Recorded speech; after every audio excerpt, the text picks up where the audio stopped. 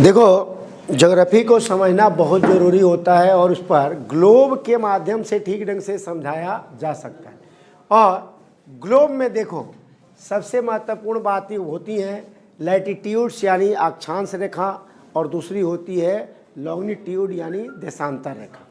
तो हम आपको यहाँ दिखाने का प्रयास करेंगे कि वास्तव में कैसे आप पृथ्वी पर इन रेखाओं के बारे में जान सकोगे, और साथ ही साथ ये आपको हम दर्शाने का प्रयास करेंगे कि किस तरह से लैटिट्यूड्स जो होती है वो टेम्परेचर को निर्धारित करती है। यानी ज्यों ज्यों आप लैटिट्यूड से ऊपर की तरफ जाओगे, यानी नॉर्थ में जाओगे या साउथ में जाओगे, तो टेम्परेचर यानी जब कर्क रेखा और मकर रेखा के बाहर जाओगे तो सूर्य की किरणें साइलेंट हो जाती है, जिसके कारण सूर्य का प्रकाश कम पड़ता है और जिसके कारण आपको ठंडी ज़्यादा बढ़ने लगती है। दूसरी तरह लॉन्गिट्यूड में हम ये बताएंगे कि किस तरह से, एक तो लॉन्गिट्यूड भी पूरे ग्लोब को दो भागों में बांट देती है कि अगर उसके पूर्व साइड में जाओगे जीरो से लेकर, या जिसको हम कहते हैं जीएमटी या 0 डिग्री देशांतर या प्रधान देशांतर रेखा,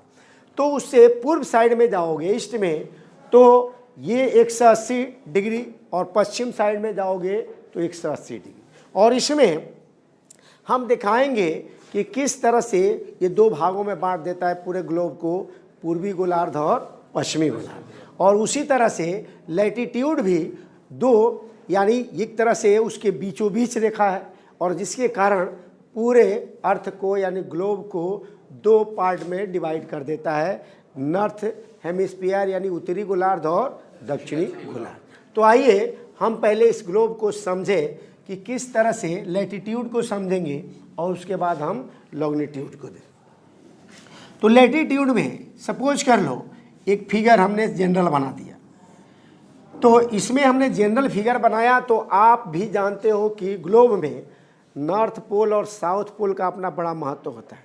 और दूसरी बात कि इस पूरे ग्लोब को या पृथ्वी को जब ग्लोब पर दर्शाया जाता है तो इसके बीचों बीच एक इमेजिनरी लाइन है, एक काल्पनिक रेखा है, और काल्पनिक रेखा को ही क्या कहा जाता है, इक्वेटर के नाम से जाना जाता है, या इसको भूमध्य रेखा, या इसी को विषुवत रेखा के नाम से जाना जाता है। क्लियर? तो इसका मतलब कि इसको आप ऐसे भी दर्शा सकते हो कि 0 डिग्री लैटिट्यूड, यानी 0 डिग्री ये आपका क्या है, अक्षांश रेखा है, और ये आपको 0 डिग्री अक्षांश रेखा या इक्वेटर पूरे ग्लोब को दो पार्ट में बांट देता है, एक नॉर्थ यानी उत्तरी गोलार्ध और दूसरे दक्षिणी गोलार्ध।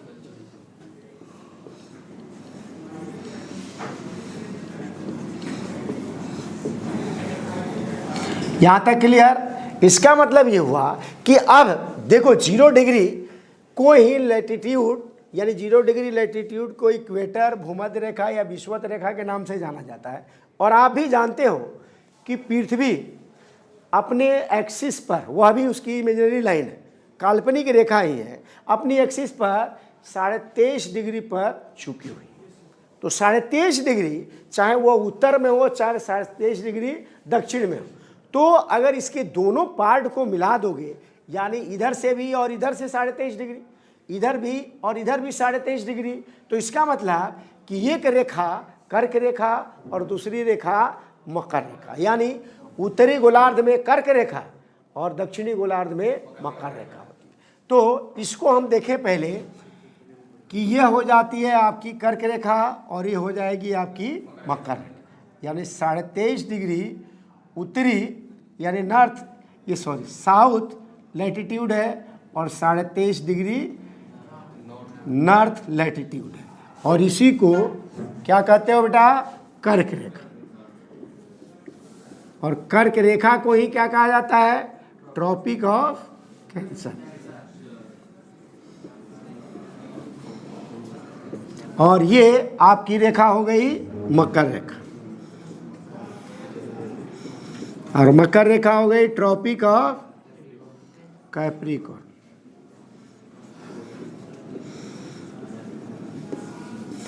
अब 23.5 डिग्री उत्तर और 23.5 डिग्री दक्षिण, इसका मतलब कि हम इस बात को यह भी समझेंगे कि जब 23.5 डिग्री पर यह अपने एक्सिस पर ये झुकी हुई है, इंक्लाइंड है, तो इसका एंगल जो बनेगा, चूंकि सूर्य का प्रकाश ऐसे पड़ेगा तो एंगल जो बनेगा वो 66.5 डिग्री का होगा।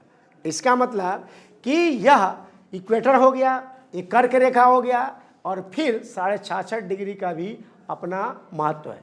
तो 66.5 डिग्री पर भी यह आता है और इसे क्या कहते हैं, ध्रुवीय से नीचे आपका है, यानी नॉर्थ लैटिट्यूड, और ये आपका 66.5 डिग्री साउथ लैटिट्यूड हो गया।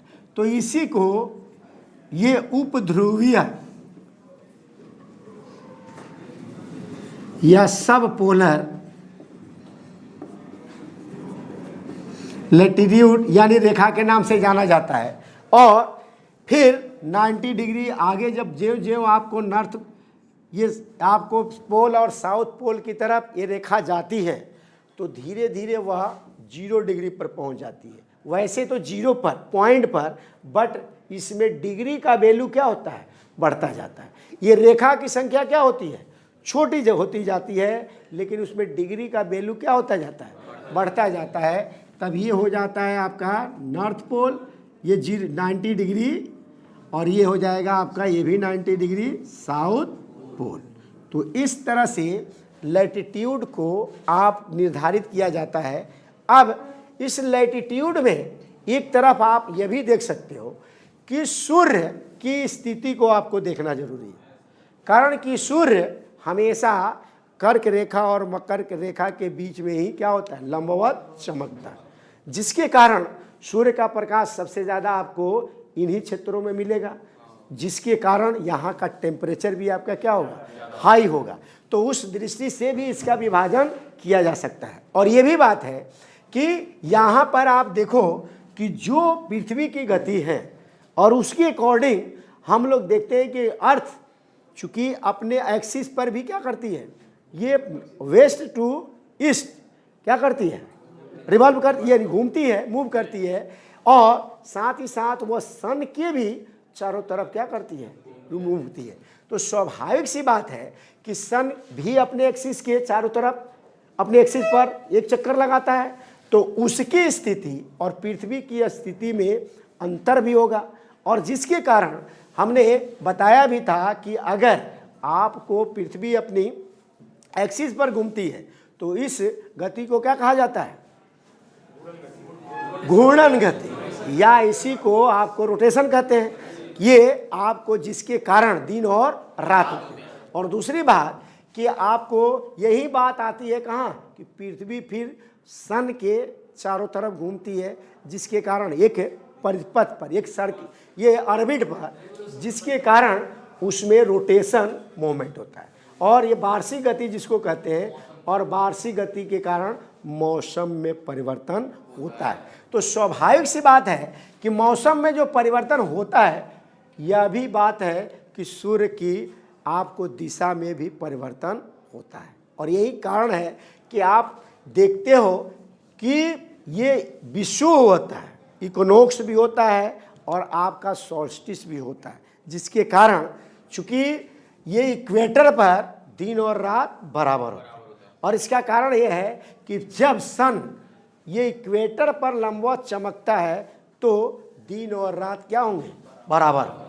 लेकिन अब जे भी चाहे वह नॉर्दर्न हो चाहे साउदर्न हो, जब इक्वेटर से साउदर्न होगा तो एक समय ऐसा आएगा जब चला जाएगा कहाँ, मकर रेखा पर। तो मकर रेखा पर सबसे ज़्यादा प्रकाश मिलेगा, तो अल्टीमेटली कर्क रेखा पर प्रकाश क्या मिलेगा, कम। तो कर्क रेखा पर अब आप देखो, मकर रेखा पर आप देखोगे कि जब 22 दिसंबर को सूर्य लंबवत चमकता है तो सबसे ज़्यादा प्रकाश मिलता है किसको, साउदर्न को, ये हेमिस्फीयर को, और जिसके कारण उस दिन सबसे लंबा दिन आपको होगा कहाँ, दक्षिणी गोलार्ध में।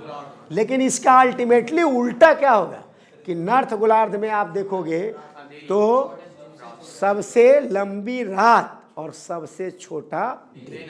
तो इसका कारण भी जान लो कि हमने आपको दो शब्दों के बारे में बताया कि एक तो पहले बताया कि सन इसी के चारों तरफ क्या करता है, मूव करता है।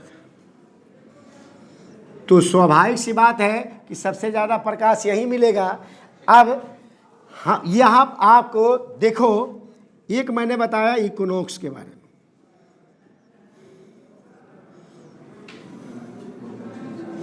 इक्विनॉक्स या हिंदी में इसको क्या कहते हैं, विषुव। यानी विषुव किसे कहते हैं,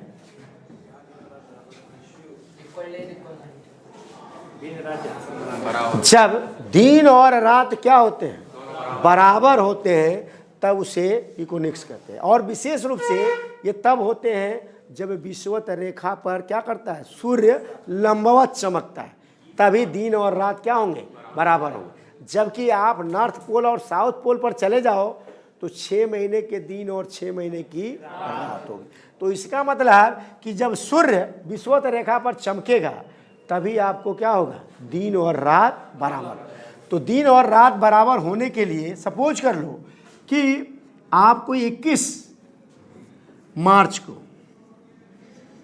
सूर्य विषुवत रेखा पर लंबवत चमकता है, और लंबवत जब चमकेगा 21 मार्च को, तो इसका मतलब कि अपने यहाँ ये मौसम कौन होता है, बसंत ऋतु। तो ये बसंत ऋतु होता है, और बसंत ऋतु के कारण इसको क्या कहा जाता है, बसंत विषु, और इसे स्प्रिंग इक्विनॉक्स कहा जाता है। और इस तरह से ये दिन और रात क्या होंगे, बराबर होंगे। चूंकि विषुवत रेखा पर सूर्य के लंबवत चमकने के कारण ये आपको दोनों क्षेत्रों में, दोनों गोलार्धों में बराबर बराबर प्रकाश मिलेगा, जिसके कारण दिन और रात क्या होंगे, बराबर। अब सूर्य फिर मार्च में आप देखते हो, वैसे तो ये जाड़े के दिन के बाद अब धीरे धीरे सूर्य क्या होने लगता है, उत्तरायण होने लगता है। यानी सूर्योदय उत्तर की तरफ उगता है। तो यानी उत्तरायण होने का मतलब कि वह नॉर्थ गोलार्ध में यानी हेमिस्फीयर में उगना आना शुरू हो जाता है। और एक समय ऐसा आता है कि उत्तरायण होते होते पहुंच जाता है 21 जून को कहाँ पर, कर्क रेखा पर, और ये लंबवत चमकता है कहाँ, कर्क रेखा पर। और फिर इसकी चर्चा हम ये इक्विनॉक्स में करेंगे। यहाँ से फिर सूर्य आपको क्या होगा, विषुवत रेखा की तरफ आएगा, और धीरे धीरे ये चला आएगा कब, 23 सितंबर। और 23 सितंबर को नॉर्थ गोलार्ध में आप देखोगे क्या पाओगे कि वर्षा विगत शरद ऋतु आए। अब अपने यहाँ शरद ऋतु आ जाती है, इसलिए इसको क्या कहते हैं, शरद विषु के नाम से जाना जाता है। तो शरद विषु यानी एटर्नल या एटम्न इक्विनॉक्स। तब इसका मतलब यह हुआ कि यह भी आकर के कहाँ चमकता है, लंबवत विषुवत इक्वेटर पर। इसका मतलब कि दिन और रात क्या होंगे, बराबर। तो 2 डेट को दिन और रात बराबर होंगे। कब, एक 21 मार्च को और दूसरा आपका 23 सितंबर। तो यानी इक्विनॉक्स के कारण दिन और रात क्या होंगे, बराबर होंगे। अब बात हम करते हैं कहाँ, ये अयनांत पर। और अयनांत का मतलब सॉल्स्टिस। और सॉल्स्टिस कब होता है, जब दिन और रात में मैक्सिमम अंतर होता। जब रात और दिन और रात में जिस समय अंतर सर्वाधिक होगा उसी को अयनांत के नाम से जाना जाता है। और ये घटनाएं होती हैं कैसे कि सपोज कर लो कि 21 मार्च को आपने देखा कि 21 मार्च से सूर्य उत्तरायण की तरफ हुआ, और 21 जून तक आते आते क्या किया, ये कर्क रेखा पर चमका। तो कर्क रेखा यानी 21 जून को नॉर्थ गोलार्ध में आप देखोगे तो ग्रीष्म ऋतु होता है ना। तो ग्रीष्म ऋतु में आपको ग्रीष्म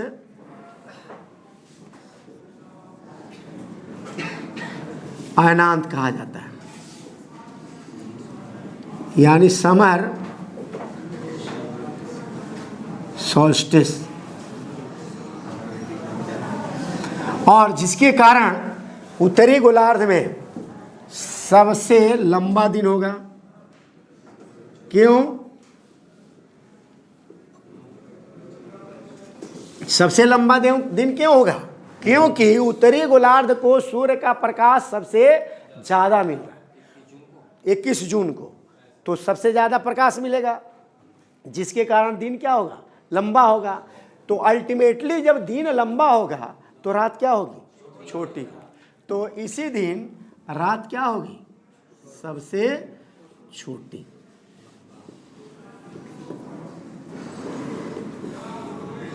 अब फिर सूर्य हमने देखा कि ये इक्वेटर की तरफ आया, अब इक्वेटर से फिर अब ये दक्षिणायन की तरफ होगा, तो दक्षिण की तरफ जाएगा दक्षिणी गोलार्ध में। तो दक्षिणी गोलार्ध में जाते जाते 22 दिसंबर को यह कहाँ चमकता है? मकर रेखा पर चमकता है। और मकर रेखा पर चमकने के कारण चूंकि इसको मकर अयनांत के नाम से भी जाना जाता है, लेकिन चूंकि मकर संक्रांति अपने यहाँ जनवरी में मनाया जाता है, लेकिन चूंकि उसके आसपास माना जाता है, इसी से माना जाता है कि अब धीरे धीरे दिन क्या होंगे? बड़े होते हैं। यानी अपने आप ईसाई धर्म के हिसाब से भी देखो तो ईसा मसीह का क्रिसमस कब मनाया जाता है?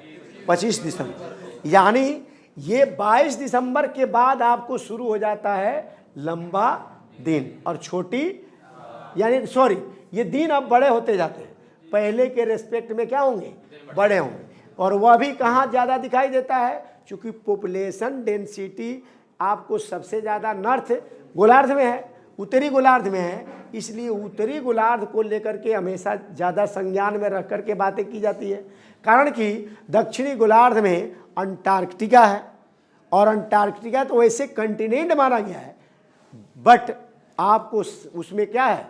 सिर्फ और सिर्फ पानी है, जिसके कारण वहाँ पर पॉपुलेशन है ही नहीं, और यहाँ सागर ही सागर यानी बर्फ़ ही बर्फ़ जमी दिखाई देती है, जिसके कारण आपको अगर इसके हिसाब से देखा जाए तो ये आपको मकर संक्रांति मकर अयनांत हो जाएगा।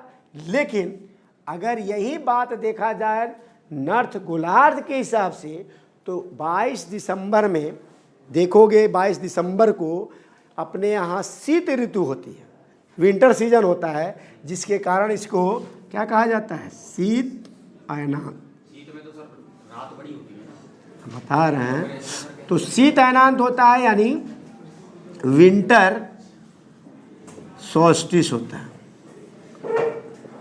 अब आप देखो, लेकिन यहाँ शीत ऋतु नहीं होगी, ये कहाँ होगी? हमने बताया उत्तरी गोलार्ध में, लेकिन यहाँ पर क्या होगा? अगर मकर 22 दिसंबर को दक्षिणी गोलार्ध में देखेंगे तो सबसे बड़ा दिन तो अल्टीमेटली क्या होगी? सबसे छोटी रात। लेकिन यहीं अगर नॉर्थ गोलार्ध में देखोगे तो नॉर्थ हेमिस्फीयर में तो इसका उल्टा होगा। उल्टा का मतलब है कि सबसे बड़ी या लंबी रात और सबसे छोटा दिन। और यही कारण है कि 22 दिसंबर के जस्ट बाद ही 25 दिसंबर से आपका बड़ा दिन मनाना शुरू होता है।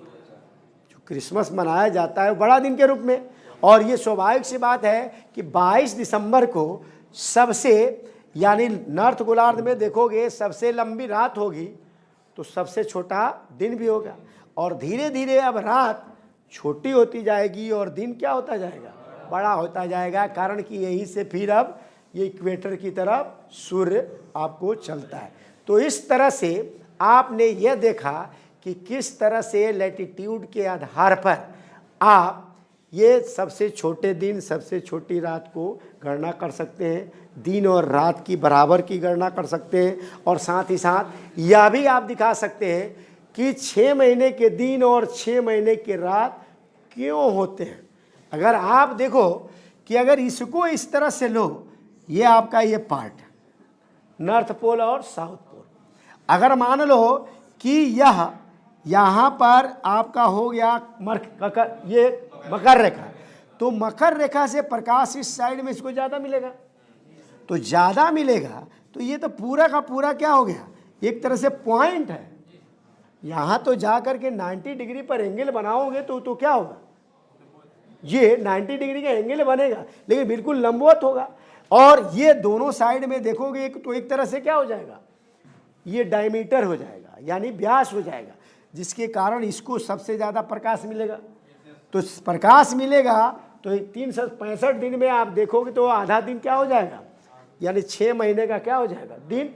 और इसका उल्ट ये पीछे का पार्ट चूँकि प्रकाश पाएगा ही नहीं, जिसके कारण यहाँ रात। और सिमिलरली यहाँ भी आप उसी तरह से देखोगे कि जब यहाँ चमकेगा तो इसका ये जो पार्ट था ये चमकेगा, तो ये उजाला हो जाएगा, तो ये वाला पार्ट क्या हो जाएगा, अंधेरे में आ जाएगा। इसलिए यही कारण है कि 6 महीने के दिन और 6 महीने की रात। क्लियर? तो यहाँ तक क्लियर हो गया। अब हम इसके आगे दिखाएंगे देशांतर का महत्व, और साथ ही साथ इसमें कुछ और भी बातें आप जानना चाहोगे तो हो सकता है कि सबसे लंबा कौन है बेटा, इक्वेटर नहीं, और सबसे छोटा नॉर्थ पोल और साउथ पोल। दूसरी बात, आपने देखा कि अक्षांश रेखाएं यानी डिग्री में जब लंबी सबसे लंबी है तो डिग्री में वैल्यू 0 है, और ज्यों ज्यों अक्षांश रेखा छोटी होती जाती है दोनों गोलार्धों में, डिग्री में उसका वैल्यू क्या होता जाता है, बढ़ता, और अंत में जाते जाते नॉर्थ पोल और साउथ पोल पर 90 डिग्री हो जाए। अब रह गई बात कि एक अक्षांश पर दूरी जो होती है वह 111.13 किलोमीटर मानी जाती है। और यह भी बात है कि ये क्वेश्चन में पूछता है कि टोटल अक्षांशों की संख्या कितनी होती है। तो अगर आप यहाँ से काउंट करो तो यहाँ से लेकर के चले जाओ तो क्या हो जाएगा 90, और यहाँ से लेकर चले जाओ और ये एक ले लो तो कितनी हो जाएगी 181। बट अगर मान लो कि इसको तुम 0 मान लो, यानी आपको यहाँ तो जा कर के एक पॉइंट हो जाता है, वो तो कोई रेखा है नहीं, तो अगर इसको एक्सक्लूड कर देते हो नॉर्थ पोल और साउथ पोल तो 179, लेकिन तुम्हारे स्टैंडर्ड में आपका क्या हो जाएगा 180, कारण कि तुम्हारे स्टैंडर्ड में वहाँ इतना ज्यूम नहीं किया जाता है, वहाँ समझने की ज़रूरत नहीं है। अगर सिंपल पूछता है कि लैटिट्यूड्स की संख्या कितनी है तो 180। अब रह गई बात, हाँ तो भी आप मारोगे, तो भी आप 181 मारो। क्लियर? हाँ, वो आपका स्टैंडर्ड नहीं है, उतना आपको नहीं पूछेगा। अब बात यहाँ दिमाग में रख लो कि यह भी बात है कि जैसे आपने पृथ्वी का व्यास सुना होगा, तो सबसे ज़्यादा इक्वेटर है, तो पृथ्वी का व्यास कितना होता है, अरे डायमीटर ऑफ द अर्थ 12,756 आपने सुना है इसका, यानी इक्वेटोरियल डायमीटर जिसको कहते हैं।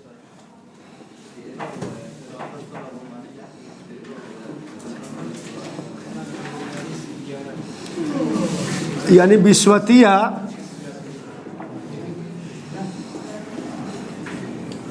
व्यास इक्वल टू 12,756 किलोमीटर। अब धीरे धीरे जब जाओगे तो आपका ये पोलर ये डायमीटर कितना हो जाएगा बेटा, पोलर डायमीटर जो होता है यानी ध्रुवीय व्यास, और ध्रुवीय व्यास जो होता है 12,714 किलोमीटर। यानी दोनों में डिफरेंस भी आप निकाल सकते हो, दोनों में ध्रुवीय व्यास और ये विश्वतीय व्यास और ध्रुवीय व्यास में जो अंतर होगा वो आप देख सकते हो कि कितना हो जाएगा, यानी 42 किलोमीटर। अब रह गई बात कि अब इसी से आप इसकी रेडियस भी निकाल सकते हो। डायमीटर में 2 से डिवाइड कर दो, क्या निकल जाएगा, और रेडियस भी निकल जाएगा। और इसी तरह से अब इसके पृथ्वी का ध्रुवीय विषुवतीय और ध्रुवीय यानी डायमीटर का यानी इक्वेटोरियल और पोलर आप सर्कमफेरेंस भी निकाल सकते हो। इसकी परिधि यानी दोनों की अपनी परिधि होती है। तो पृथ्वी की विषुवतीय परिधि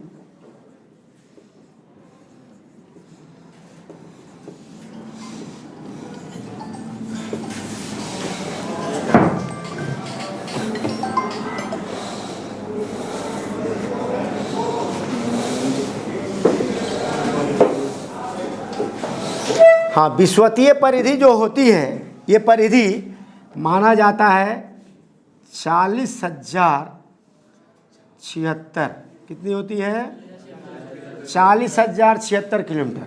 और इसकी ध्रुवीय परिधि ये होती है 40,008 किलोमीटर। तो दोनों में डिफरेंस कितना हो जाएगा बेटा, 68 किलोमीटर। तो ये भी कभी कभी क्वेश्चन पूछ देता है।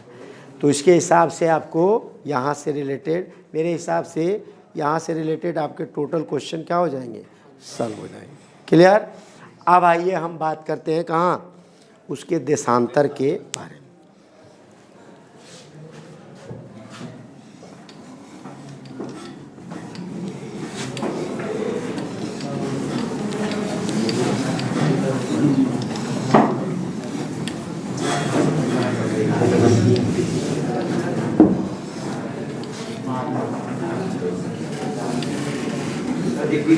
जनवरी को 21 जून को जनवरी होते हैं रात कहाँ उतरी गुला 3 बड़े हूँ।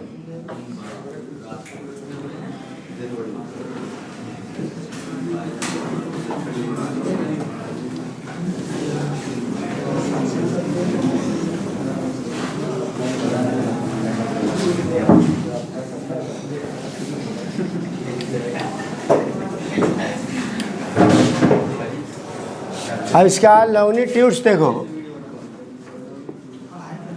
अब लॉन्गिट्यूड्स में देखो, ये आपने ग्लोब बना दिया और ग्लोब में ये नॉर्थ पोल है और ये साउथ पोल। तो नॉर्थ पोल और साउथ पोल को मिलाने वाली ये इमेजिनरी लाइन को क्या कहा जाता है, देशांतर या लॉन्गिट्यूड के नाम से जाना जाता है। तो ये हो गया नॉर्थ पोल और ये साउथ पोल। तो यहाँ नॉर्थ पोल और ये साउथ पोल। अब दोनों को मिलाने वाली रेखा ही आपको क्या कहलाई, यानी एक तरह से लॉन्गिट्यूड कहलाई। और चूंकि यहाँ आकर के इसका वैल्यू कितना हो जाएगा, 0 नहीं तो 0 हो जाएगा, इसलिए इसको 0 डिग्री देशांतर या 0 डिग्री लॉन्गिट्यूड या इसी को प्रधान देशांतर रेखा कहा जाता है,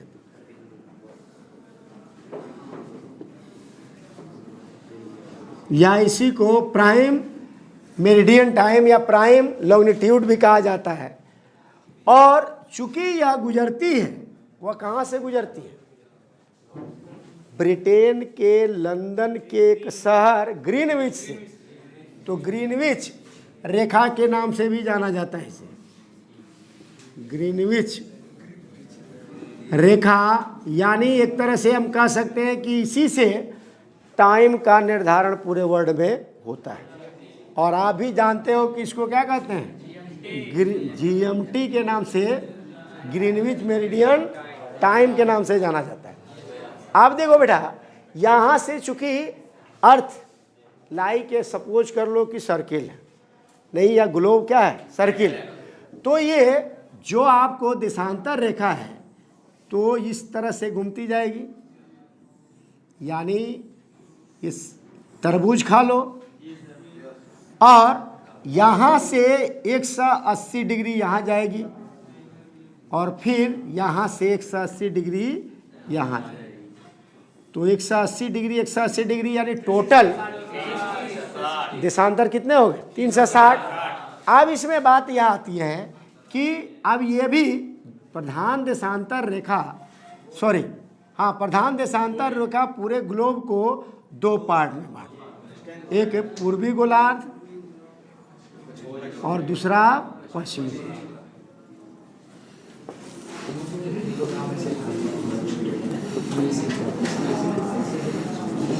अब ये इस बात को हमने बहुत पहले भी बताया था कि दो देशांतरों के बीच की दूरी को गोरे कहा।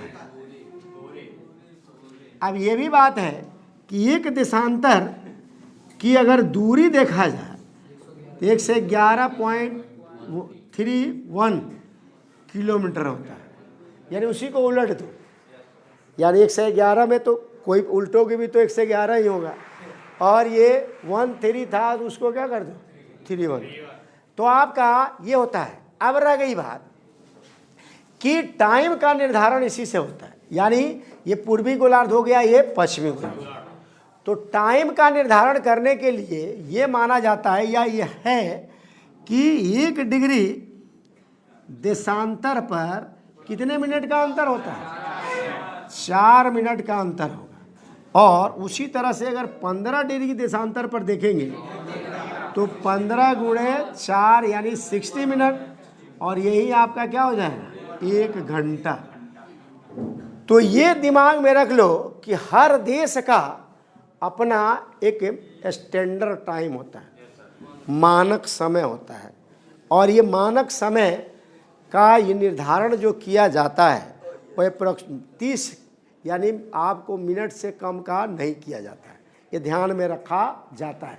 और दूसरी बात कि ये हर देश का अपना मानक समय इसलिए है कि हर देश की जो स्थिति है वह किन्हीं न किन्हीं दो देशांतरों के बीच में ही स्थित। तुम्हारा एक रूम भी 2 देशांतरों के बीच, या मान लो कि ये दूरी अगर के हिसाब से देखोगे तो नहीं हो पाएगा, नहीं, कारण कि 1 से 11 है तो ज़्यादा हो जाएगा, तो देश की स्थिति और रूम की स्थिति में अंतर हो जाएगा, यानी आपको हर देश 2 देशांतरों के बीच में स्थित है। और यही कारण है कि मैक्सिमम उन दोनों दूरी को क्या कर दिया जाता है, दोनों देशांतरों को जोड़ दिया जाता है, उसका एवरेज 2 से भाग दे करके एवरेज निकाल लिया जाता है, वही उसका स्टैंडर्ड टाइम माना जाता है। और भारत का भी अपना क्या है, इंडिया का भी अपना IST है, यानी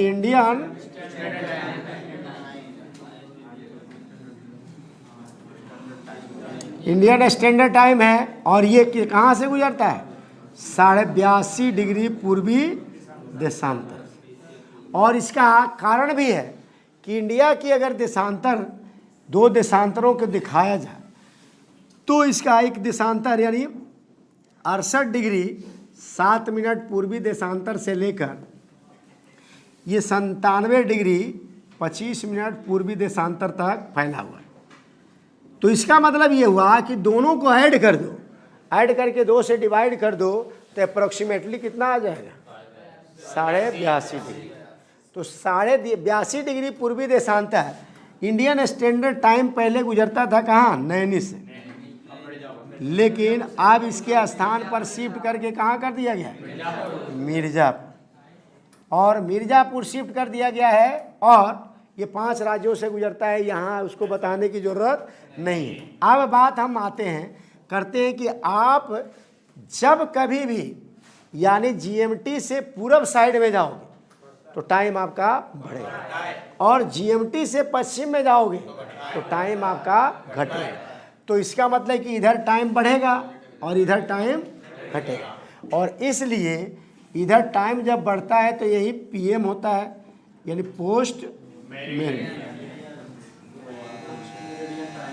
और दूसरा आपका होता है घटेगा तो ये आपका क्या हो जाएगा?